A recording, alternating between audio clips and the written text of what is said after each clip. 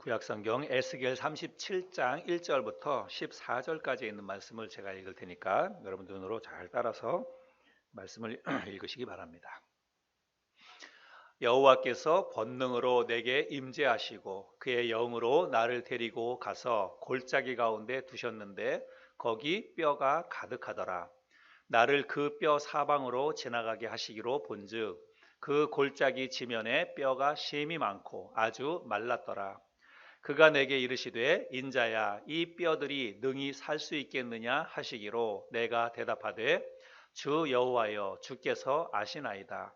또 내게 이르시되 너는 이 모든 뼈에게 대언하여 이르기를 너희 마른 뼈들아 여호와의 말씀을 들을지어다.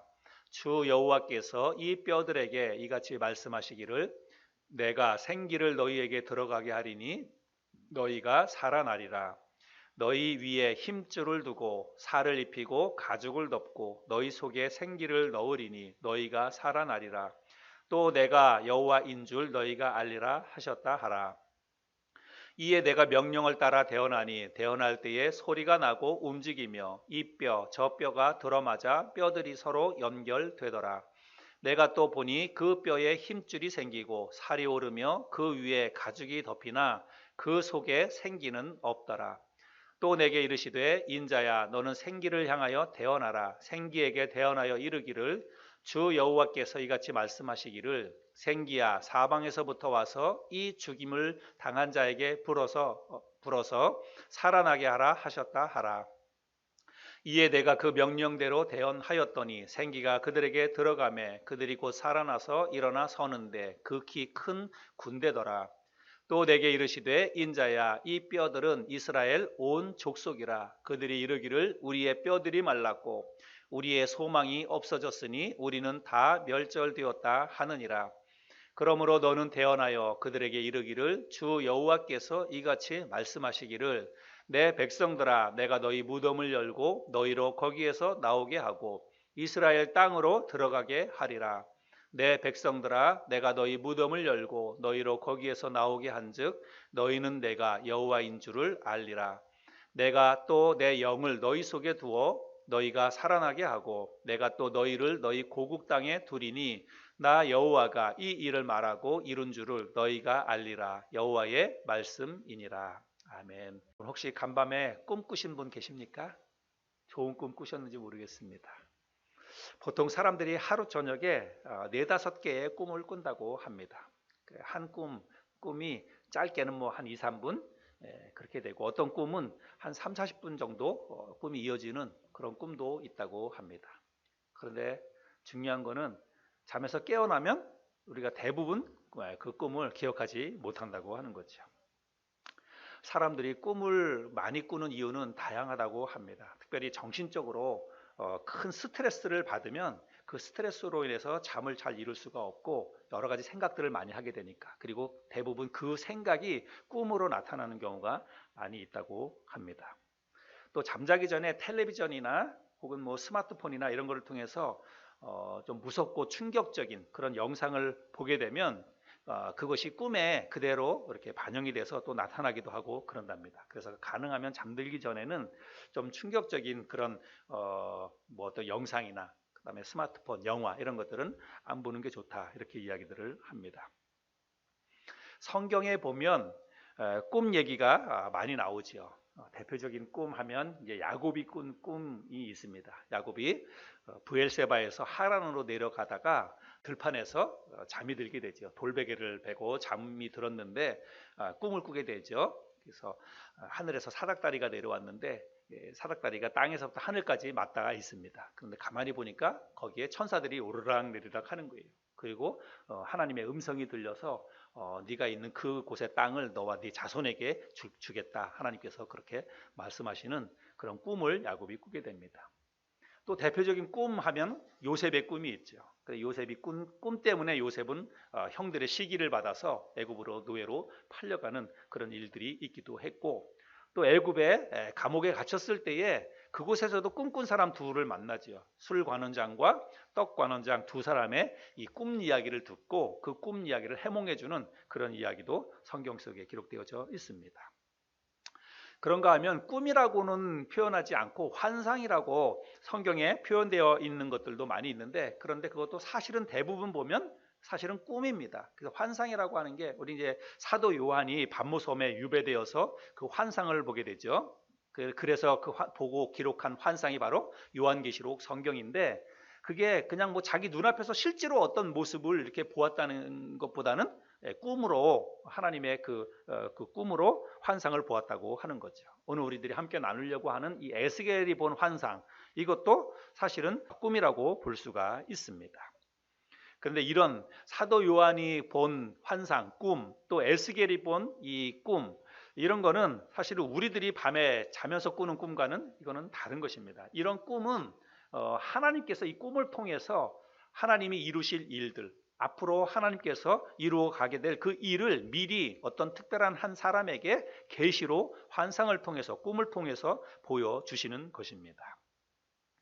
오늘은 우리 에스겔에게 보여주신 그야말로 범상치 않은 이 꿈, 이 무섭고 흉측한 이런 환상이 어떤 의미인지, 어떤 계시가 담긴 것인지 오늘 말씀을 통해서 함께 나눠보려고 합니다.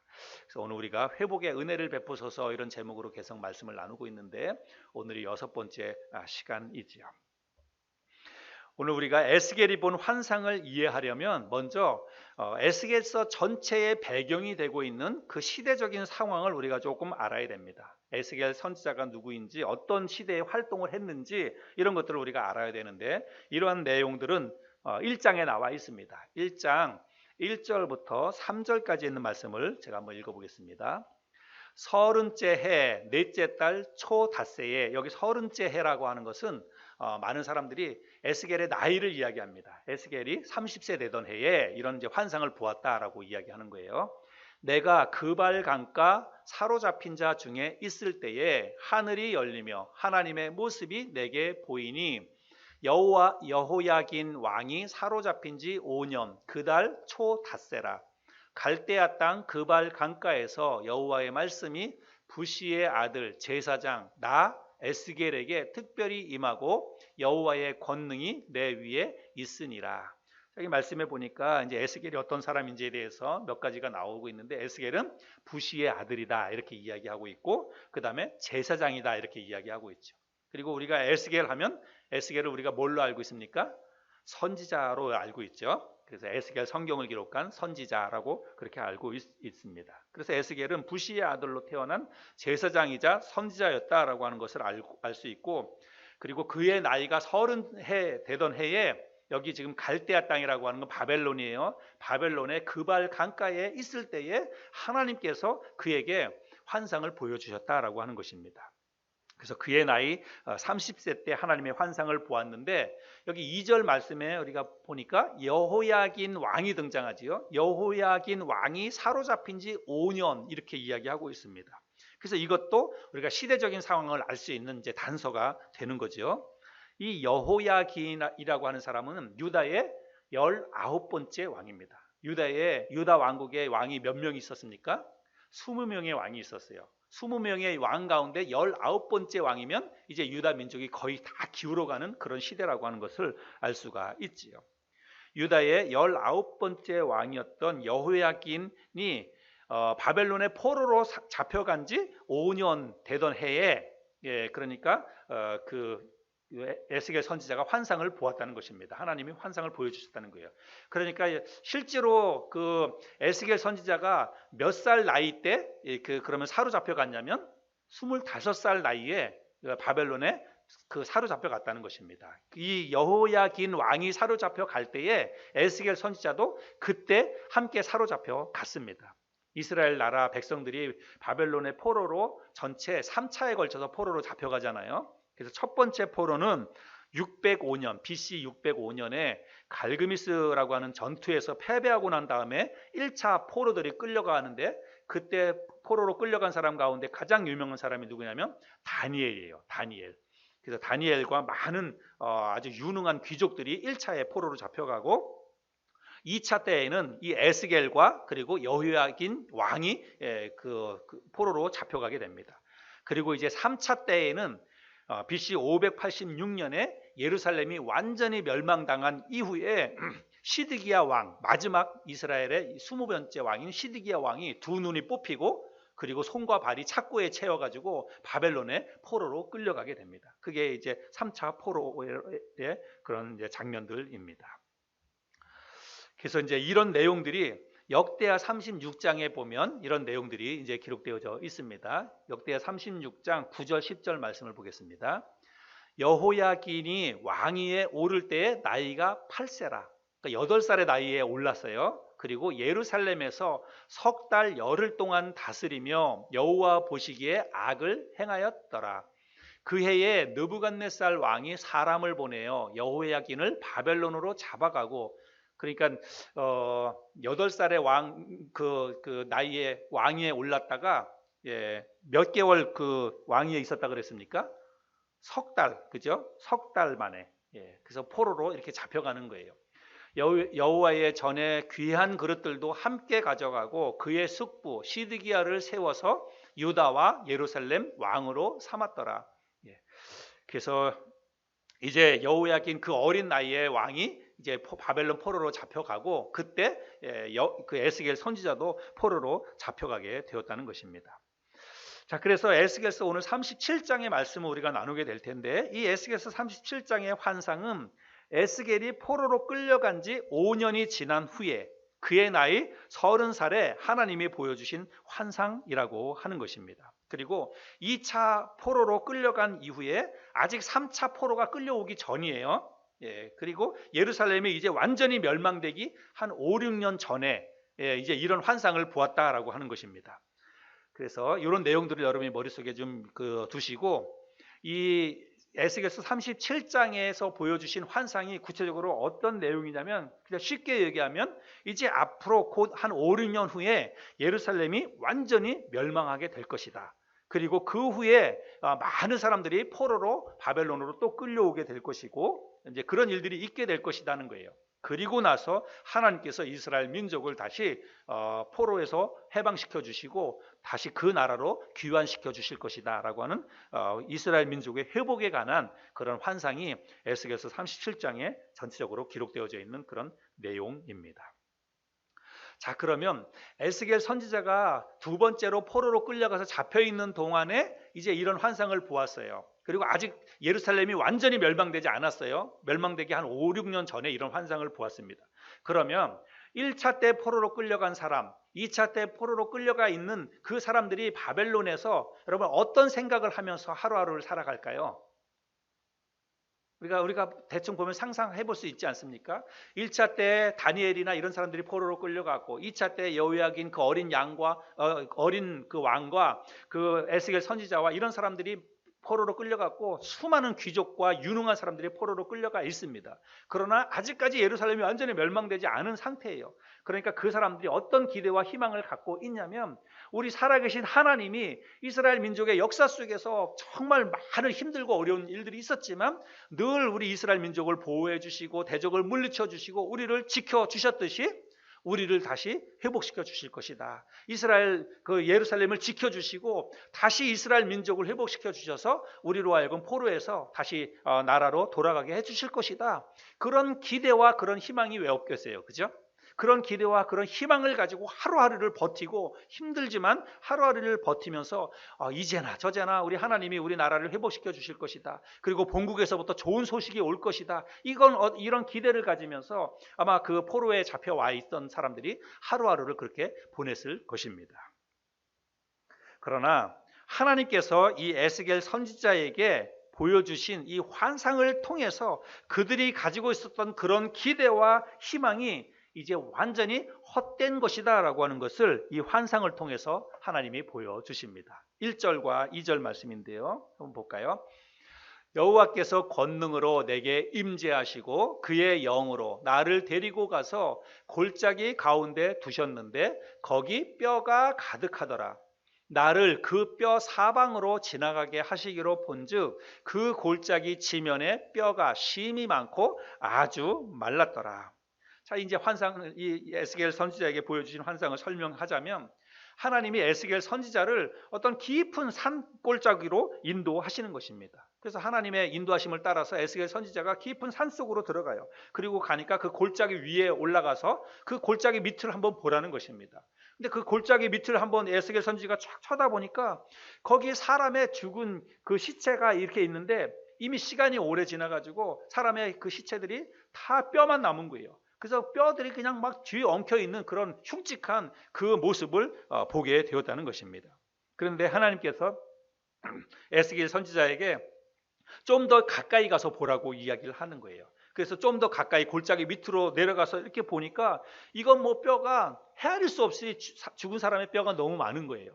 그런데다가 이미 뼈가 오래돼 가지고 살갗은 다 말라버리고 아주 뼈가 앙상하게 말라버렸다고 하는 것입니다.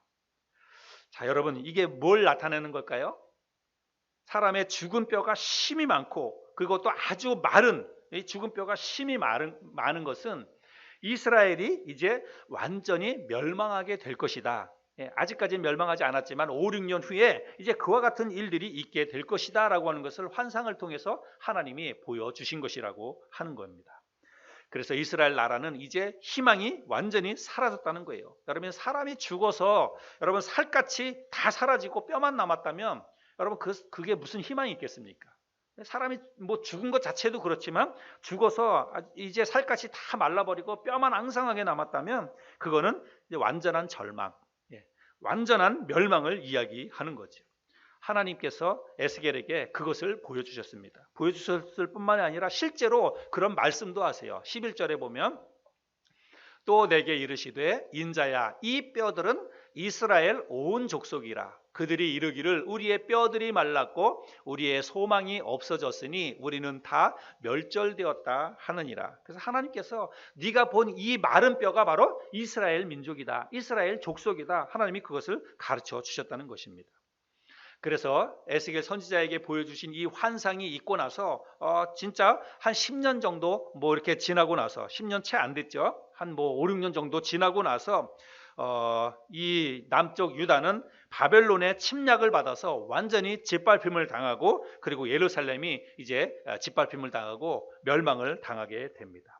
이런 내용이 역대하 36장에 기록되어져 있는데요. 한번 볼까요? 마지막에 유다가 어떻게 멸망을 당하고 마지막 왕이었던 시드기야가 또 어떻게 되는지 그런 내용이 기록되어져 있습니다. 역대하 36장 11절부터 20절까지인데요. 시드기야가 왕위에 오를 때에 나이가 21세라.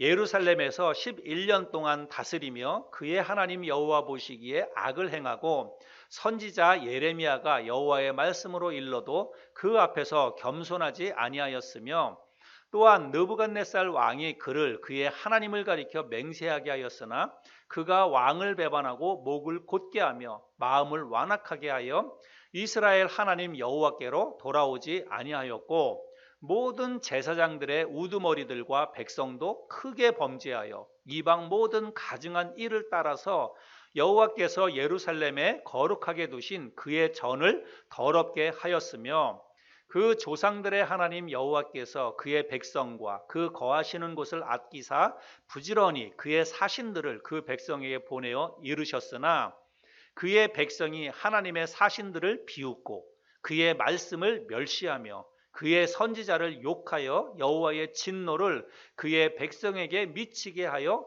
회복할 수 없게 하였으므로 하나님이 갈대아 왕의 손에, 갈대아는 바벨론이에요, 그들을 다 넘기심에 그가 와서 그들의 성전에서 칼로 청년들을 죽이며 청년 남녀와 노인과 병약한 사람을 긍휼히 여기지 아니하였으며 또 하나님의 전의 대소 그릇들과 여호와의 전의 보물과 왕과 방백들의 보물을 다 바벨론으로 가져가고 또 하나님의 전을 불사르며 예루살렘 성벽을 헐며 그들의 모든 궁실을 불사르며 그들의 모든 귀한 그릇들을 부수고 칼에서 살아남은 자를 그가 바벨론으로 사로잡아가매 무리가 거기서 갈대아 왕과 그의 자손의 노예가 되어 바사국이 통치할 때까지 이르니라. 그래서 결국은 예루살렘이 쑥대밭이 되고 칼에 죽임을 당한 사람은 빼놓고 그 사람들은 뭐 어차피 죽었으니까 칼에 죽임을 당하지 않은 사람들은 대부분이 다 바벨론으로 사로잡혀 갔다. 포로로 사로잡혀 갔다. 그렇게 말씀을 하고 있습니다. 자, 사실은 이것으로 보면 이스라엘 민족의 역사는 역대하 36장으로 사실은 끝이 나는 것입니다. 이제 이스라엘 남쪽 유다, 북이스라엘은 그보다 훨씬 전에 아수르에 의해서 멸망을 당했잖아요. 그러니까 이제 하나 남아 있는 남쪽 유다도 마지막 왕이었던 시드기야 왕 11년 되던 해에 바벨론의 침략을 받아서 완전히 쑥대밭이 된 거예요. 성전도 다 무너지고 예루살렘 성벽도 다 무너지고 왕도 포로로 끌려가고, 그래서 이스라엘 남쪽 유다의 역사는 이제 역대하 36장으로 이렇게 완전히 끝이 나게 되는 것입니다. 자, 이런 환상을 하나님께서 에스겔 선지자에게 보여주신 것이에요. 그러면 에스겔 선지자가 그 하나님이 보여주신 환상을 보았을 때 에스겔 선지자의 마음이 어땠을까요? 에스겔 선지자의 마음이 완전히 다 무너졌을 것입니다. 혹시라도 이제 하나님이 우리 나라를 회복시켜 주시지 않을까 하는 그런 기대를 가지고 희망을 가지고 백성들을 다독거리면서 그 바벨론 포로지에서 울며 그렇게 힘들게 하루하루를 보냈을 텐데 하나님이 이런 환상을 보여주신 거예요. 그래서 이제 예루살렘이 완전히 짓밟힘을 당하게 되는 그런 환상을 보여주셨을 때 아마 에스겔 선지자는 절망했을 것입니다. 애통하고 좌절했을 것입니다. 일말의 희망마저 완전히 물거품이 되고 말았기 때문이죠. 뿐만 아니라 그것만도 고통스러운데 이제 자기의 입으로 거기 바벨론의 포로로 잡혀와 있는 사람들에게 그 사실을 하나님이 보여주신 그야말로 정말 엄청난 비극적인 그 소식을 그 사람들에게 다 전하라는 것입니다. 같이 포로로 잡혀와 있는 그 힘들게 어렵게 살아가고 있는 사람들에게 이제 우리 고국에 있는 모든 사람들이 다 죽임을 당하고 살아남아 있는 사람들마저도 다 포로로 잡혀오게 된다. 이런 환상을, 자기가 본 환상을 백성들에게 다 전하라는 거예요. 그러니 여러분, 그거는 사실은 어떻게 보면 자기의 말 한마디로 그 살아있는 그 자기의 동족의 숨통을 끊는 것과 같은 그런 정말 힘들고 어려운 일이지요. 얼마나 그 일을 전하는 것이 얼마나 고통스러웠겠습니까? 그러나 하나님이 보여주신 환상, 하나님이 이루실 일은 사실은 여기서 끝이 아니라고 하는 것입니다. 우리가 영화를 보거나 드라마를 보면 맨 끝에 The End 이렇게 나오잖아요. 그런데 이 역대하 36장으로 이스라엘 민족의 역사는 The End가 아니라 To be continued, 계속해서 이어진다라고 하는 것을 우리가 알 수가 있습니다. 하나님이 에스겔 선지자에게 보여주신 환상이 1절, 2절로 끝났다면 이스라엘 민족의 역사는 그걸로 끝이 나는 것입니다. 그런데 하나님이 에스겔 선지자에게 보여주신 환상이 1절, 2절로 끝나는 것이 아니라 거기에서도 계속 되고 있는 거예요. 하나님이 골짜기 가득 널브러져 있는 그 마른 뼈들을 넋이 나가서 이렇게 바라보고 있는 에스겔 선지자에게 이렇게 한마디 질문을 하십니다. 뭐라고 질문하냐면, 인자야, 이 뼈들이 능히 살 수 있겠느냐? 이렇게 물어보세요. 네가 보고 있는 이 마른 뼈, 이렇게 뒤죽박죽 되어 있는 이 마른 뼈가 다시 살아날 수 있겠느냐? 하나님이 에스겔 선지자에게 그렇게 물어보십니다. 만약에 하나님이 여러분을 그렇게 데리고 가셔서 뼈를 보여주시고 이 뼈들이 살아날 수 있겠느냐? 이렇게 물어보면 여러분 뭐라고 대답할 수 있겠습니까? 우리 같으면 뭐라고 대답할까요? 그건 뭐 말도 안 되는 일이죠. 도대체 이게 어떻게 살아날 수 있겠습니까? 그렇게 대답을 할 겁니다. 에스겔이 뭐라고 대답하냐면, 주 여호와여, 주께서 아시나이다, 이렇게 대답합니다. 나는 모르지만 우리 주님은 아십니다, 이렇게 대답을 한 거예요. 너무 지혜로운 대답이죠. 하나님은 에스겔 선지자가 그렇게 대답했을 때 하나님이 말씀을 해주십니다. 4절부터 6절인데요. 또 내게 이르시되 너는 이 모든 뼈에게 대언하여 이르기를, 너희 마른 뼈들아, 여호와의 말씀을 들을지어다. 주 여호와께서 이 뼈들에게 이같이 말씀하시기를, 내가 생기를 너희에게 들어가게 하리니 너희가 살아나리라. 너희 위에 힘줄을 두고 살을 입히고 가죽으로 덮고 너희 속에 생기를 넣으리니 너희가 살아나리라. 또 내가 여호와인 줄 너희가 알리라 하셨다 하라. 무슨 말입니까? 이 마른 뼈가 살아날 테니까 이 뼈들을 향해서 외치라고 하나님이 말씀을 하시는 것입니다. 그래서 그 뼈들을 향해서 내가 지금부터 하는 그 말을 네가 대신 외쳐라, 대언해라, 그렇게 말씀을 하세요. 그래서 에스겔이 하나님의 말씀대로 뼈들을 향해서 하나님의 말씀을 대언합니다. 뭐라고 대언하냐면 7절부터 10절입니다. 이에 내가 명령을 따라 대언하니 대언할 때에 소리가 나고 움직이며 이 뼈 저 뼈가 들어맞아 뼈들이 서로 연결되더라. 내가 또 보니 그 뼈에 힘줄이 생기고 살이 오르며 그 위에 가죽이 덮이나 그 속에 생기는 없더라.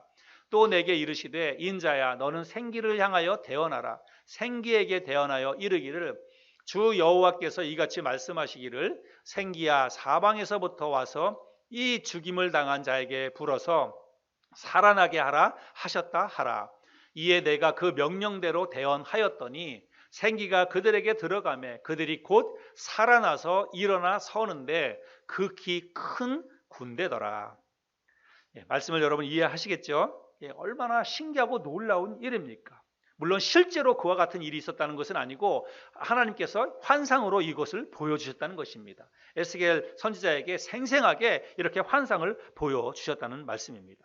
그래서 골짜기 가득 쌓여있던 그 마른 뼈들이 다시 힘줄이 생기고 살이 오르고 가죽이 덮이고 그리고 생기가 들어가서 모두 다 다시 살아났다는 것입니다. 그리고 그 살아난 사람들이 우뚝우뚝 서는데 가만히 보니까 너무 많아가지고 큰 군대를 이루었다 이렇게 말씀하고 있어요.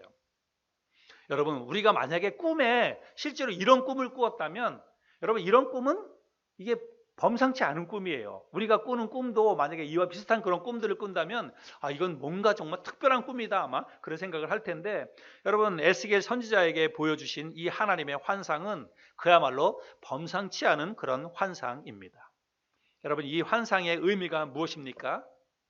이 환상의 의미를 12절부터 14절에서 자세하게 설명을 해주고 있습니다. 12절부터 14절입니다. 그러므로 너는 대언하여 그들에게 이르기를 주 여호와께서 이같이 말씀하시기를 내 백성들아 내가 너희 무덤을 열고 너희로 거기에서 나오게 하고 이스라엘 땅으로 들어가게 하리라. 내 백성들아 내가 너희 무덤을 열고 너희로 거기에서 나오게 한즉 너희는 내가 여호와인 줄을 알리라. 내가 또 내 영을 너희 속에 두어 너희가 살아나게 하고 내가 또 너희를 너희 고국 땅에 두리니 나 여호와가 이 일을 말하고 이룬 줄을 너희가 알리라. 여호와의 말씀이니라. 자, 그래서 이 말씀은 무엇입니까? 바벨론의 침략으로 완전히 멸망을 당해서 이제 역사 속에서 완전히 사라진 것 같았던 이스라엘 이 나라 이 민족을 하나님이 다시 바벨론의 포로에서부터 구해내서 그 이스라엘 나라 본국으로 다시 돌아가게 해 주시겠다는 것입니다. 마치 이스라엘 백성들이 처음에 애굽을 떠나서 출애굽에서 가나안 땅으로 갔던 것처럼 하나님이 이스라엘 민족을 다시 회복시켜 주셔서 바벨론에서부터 다시 떠나와서 이스라엘 민족으로 다시 돌아가게 해 주시겠다. 이스라엘 민족을 회복시켜 주시겠다라고 말씀하고 있는 것입니다.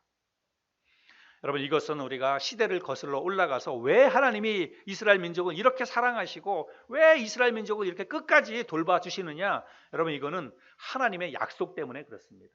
하나님이 아브라함을 처음 부르셨을 때 맺었던 아브라함과 맺은 그 언약, 그리고 또 그 이후에 다윗 왕과 맺었던 그 다윗과의 언약, 이것을 성취하기 위한 이런 과정이라고 우리가 볼 수 있다는 것입니다.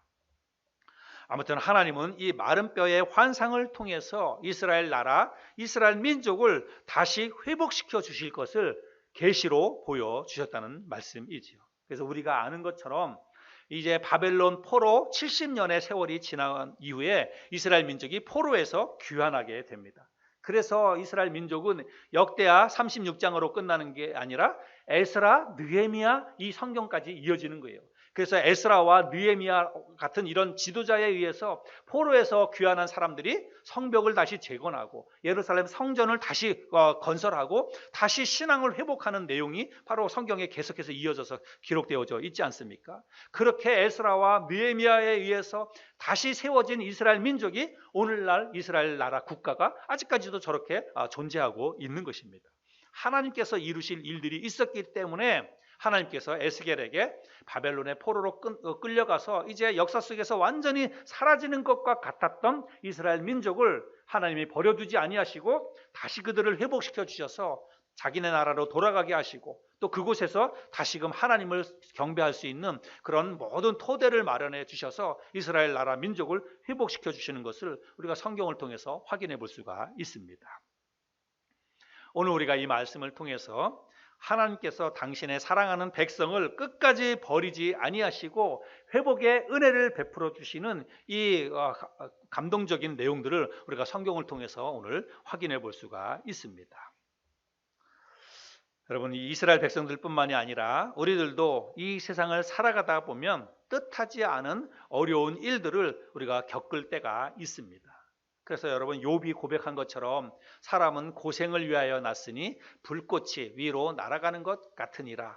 욥의 고백처럼 우리가 살아가다 보면 우리의 인생 속에서 전혀 예상하지 못했던 그런 힘들고 어려운 그런 인생의 고난이 우리에게 끊임없이 다가오는 것을 보게 됩니다. 그리고 우리가 겪는 어떤 고난은 뭐 쉽게 지나가는 것도 있지만 어떤 고난, 어떤 문제는 우리의 힘으로, 우리의 능력으로는 절대로 해결할 수 없는, 어떻게 해볼 수 없는 그런 고난도 사실 우리가 많이 겪게 됩니다. 지금 우리가 겪고 있는 이 코로나 문제가 바로 그런 게 아닌가 이런 생각이 듭니다. 처음에 코로나 바이러스가 시작되었을 때만 하더라도 많은 사람들이 이렇게 심각할 거라고는 꿈에도 생각하지 못했습니다. 그냥 단순한 바이러스, 뭐 메르스라든지 뭐 사스라든지 이런 것처럼 그냥 지나가는 바이러스 정도로, 그래서 그냥 우리가 조금만 잘 조심하면 뭐 지나가겠거니 아마 그렇게 생각했을 것입니다. 그러나 코로나 이 바이러스는 우리의 건강은 물론이고 사회, 경제, 문화, 종교 뭐 안 미치는 영역이 하나도 없을 정도로 우리의 모든 삶의 그 일상들을 한순간에 다 멈춰버리고 말았습니다. 실제로 코로나 바이러스로 인해서 여러분 수많은 사람들이 목숨을 잃었습니다.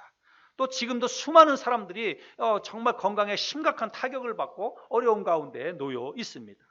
건강뿐만이 아니라 좀 살아가는 어떤 경제적인 문제도 너무 심각한 지경에 사실은 있습니다. 많은 사람들이 직장을 잃었고요. 많은 기업이나 회사들이 문을 닫았고 정말로 전무후무한 그런 힘들고 어려운 일들을 겪고 있습니다. 영적으로도 전 세계에 있는 거의 모든 교회와 거의 모든 그리스도인들이 1년 넘게 제대로 된 예배를 지금 드리지 못하고 있습니다. 그야말로 상상하지도 못했던 이런 고난, 어려운 문제가 아닐 수가 없습니다. 요즘 코로나로 인해서 경제적인 어려움을 겪는 분들이 우리 주위에도 너무나 많습니다. 우리 교회 성도님들 중에서도 말은 안 해서 그렇지 우리가 실제로 이렇게 많이 깊이 교제를 못해서 그렇지 굉장히 마음속으로 또 실질적으로 큰 압박감을 받으면서 힘들고 어렵게 지내는 분들이 많이 있으리라고 생각이 됩니다. 이런 경제적인 어려움이나 이런 문제는 경제적인 것으로만 끝이지 않는데 사실은 더 큰 문제가 있다고 생각이 됩니다. 경제적인 어려움이 다가오면 그게 우리의 정신 건강에 영향을 미칩니다. 그리고 우리의 영적인 신앙생활에도 직접적으로 영향을 미칩니다. 마음이 우울하고 울적하고 불안하고 짜증이 나고, 그래서 기도하는 거, 말씀 읽고 예배하는 거 이런 것도 다 의미가 없는 것 같고 귀찮아지고 싫어지고, 그래서 신앙에서 점점 멀어지게 되는 이런 심각한 위기가 우리에게 다가오고 있다는 거예요. 그래서 어떻게 보자면 지금 우리 사회는 개인이나 교회나 국가나 총체적인 난국, 총체적인 위기 가운데 있는 게 아닐까 이런 생각이 듭니다. 어떻게 보자면 마치 지금 우리가 겪고 있는 이 상황이 에스겔 선지자가 보았던 그 마른 뼈들이 가득한 죽음의 골짜기, 그게 바로 우리가 처해 있는 지금의 형편이 아닌가 이런 생각이 들어요. 우리의 가정도, 우리의 교회도 목사님들 같이 만나서 교제해 보면 큰 교회나 작은 교회나 너나 할 것 없이 지금 너무나 힘든 상황입니다. 교회가 일단 여러분 교회라고 하는 것은 그 말 자체가, 교회가 뭐냐면 여러분 가르칠 교자와 그 다음에 회자는 뭐예요? 모일 회자예요. 그래서 우리가 모여서 하나님의 말씀을 가르치고 하나님의 말씀을 배우고 하나님을 예배하고, 여러분 교회는 모임의 공동체예요. 모이지 않는 교회는 사실은 존재할 수가 없습니다. 그런데 교회가 코로나 때문에 일단 모이질 못하고 있어요. 그러니까 여러분 사업하시는 분은 경제적으로 사업이 어려워서 죽겠다고 그러지만 영적으로 보면 교회도 여러분 모이지 못하니까 이게 우리 자체가 지금 너무 괴롭고 힘들고 그렇다는 것입니다. 그래서 교회들마다도 너무너무 힘들고 어려운 그런 시기들을 우리가 지금 지내고 있습니다. 마치 그 마른 뼈들이 가득한 그런 죽음의 골짜기, 그것이 바로 지금 우리가 처해져 있는 그런 환경이라고 생각이 됩니다. 여러분, 이런 위기를 맞이해서 우리가 할 수 있는 일이 무엇일까요? 이 코로나 시대의 이 위기를 벗어날 수 있는, 이 위기를 벗어나기 위해서 우리가 할 수 있는 최선의 노력, 그리고 최선의 선택은 과연 무엇일까요? 사실 엄밀한 의미로 보자면 우리가 할 수 있는 일은 거의 아무것도 없다고 볼 수가 있습니다. 사회적 거리두기, 우리가 지난 1년 동안 계속해서 사회적 거리두기를 사실은 해왔습니다. 사회적 거리두기가 답일까요? 백신이 과연 또 답일까요? 물론 사회적 거리두기 잘 지켜야 되고 백신이 빨리 나와서 보급이 되어야 합니다. 그러나 어쩌면 그것이 근본적인 해결책이 되지 않을 수도 있습니다. 지금 백신 개발해가지고 막 한다 그러지만 점점 또 뭐 이상한 뭐 변이 바이러스가 나온다 그러고 또 백신에 대한 부작용 이야기도 나오고, 그래서 가만히 보면 정말 이 사회적 거리두기라든지 뭐 백신이라든지 그런 것이 나와서 완전히 예전처럼 코로나가 없었던 그 시대처럼 돌아가는 것이 가능할까? 우리 머릿속에 회의적인 그런 생각이 듭니다. 하나님의 개입, 하나님의 은혜와 긍휼이 아니면 어쩌면 이 코로나 늪에서 우리가 벗어나지 못할 수도 있지 않을까, 이런 생각이 듭니다. 그래서 우리에게 정말 필요한 것이 무엇이냐? 우리가 물론 나름대로 노력해야 됩니다. 우리가 해야 될 것들은 최선을 다해서 해야 돼요. 방역 지침도 잘 지키고 개인 위생도 잘 하고, 그리고 정부 당국이나 뭐 이렇게 백신 이렇게 하는 분들은 최선을 다해서 그런 거에 대해서 최선의 노력들을 다 해야 한다고 생각을 합니다. 그러나 진짜로 우리가 믿는 하나님의 자녀로서 우리 교회가 해야 될 일은 뭐냐면 하나님의 자비와 은혜와 긍휼을 구해야 한다는 것입니다. 교회마다 우리 그리스도인들이 더 깨어서 좀 더 적극적으로, 좀 더 간절하게 하나님 앞에 부르짖고 기도해야 된다고 생각을 합니다. 뭘 위해서요? 하나님의 자비를 위해서, 하나님의 긍휼하심을 위해서. 하나님, 우리를 불쌍히 여겨 주십시오. 이 나라, 이 민족을 불쌍히 여겨 주십시오. 우리 가정을 회복시켜 주십시오. 우리 교회를 회복시켜 주십시오. 하나님의 은혜가 아니면, 하나님의 돌보심이 아니면 우리가 이 늪에서 벗어날 수 없습니다. 이 마른 뼈와 같은, 죽은 마른 뼈와 같은 이 골짜기를 우리가 벗어날 수 없습니다. 하나님, 우리를 제발 다시 회복시켜 주십시오. 이런 간절한 마음으로 교회마다 깨어서 기도해야 되리라고 생각을 합니다. 예레미야 33장 2절 3절에 보면 이를 행하시는 여호와, 그것을 만들며 성취하시는 여호와, 그의 이름을 여호와라 하는 이가 이와 같이 이르시도다. 너는 내게 부르짖으라. 내가 내게 응답하겠고 내가 알지 못하는 크고 은밀한 일을 내게 보이리라. 이 말씀에 너는 내게 부르짖으라. 내가 내게 응답하겠고 내가 알지 못하는 크고 은밀한 일을 내게 보이리라 말씀하고 있습니다. 여러분, 부르짖으라는 거예요. 너는 내게 부르짖으라. 그러면 네가 알지 못하는 크고 은밀한 일을 내가 너희에게 보이리라, 행해 주시겠다라고 말씀하고 있습니다. 그래서 우리가 이 하나님의 말씀대로 간절히 부르짖고 기도하면 하나님이 이 땅에, 우리 나라에, 우리 교회에, 우리 가정에 회복의 은혜를 부어 주실 것이라고 믿습니다. 우리가 그런 믿음으로 하나님 앞에 더 간절히 기도해야 된다고 생각이 됩니다. 그저 백신이 개발될 때만을 기다리고 백신이 개발되면 모든 문제가 해결될 것이다, 이렇게 믿고 우리가 기다릴 게 아니라 하나님이 도와주셔야 이 문제가 끝이 난다. 하나님이 개입하시고 하나님이 역사해 주셔야만 이 바이러스로부터 우리가 완전히 자유함을 얻을 수 있다라고 하는 믿음을 가지고 하나님 도와주세요, 하나님이 해결해 주세요, 하나님이 능력이 되어서 우리 문제를 회복시켜 주세요, 이렇게 믿음을 가지고 하나님 앞에 기도해야 한다는 것입니다. 누가복음 11장에도 그런 말씀이 있죠. 누가복음 11장 11절부터 13절 보면 너희 중에 아버지 된 자로서 누가 아들이 생선을 달라 하는데 생선 대신에 뱀을 주며 알을 달라 하는데 전갈을 주겠느냐.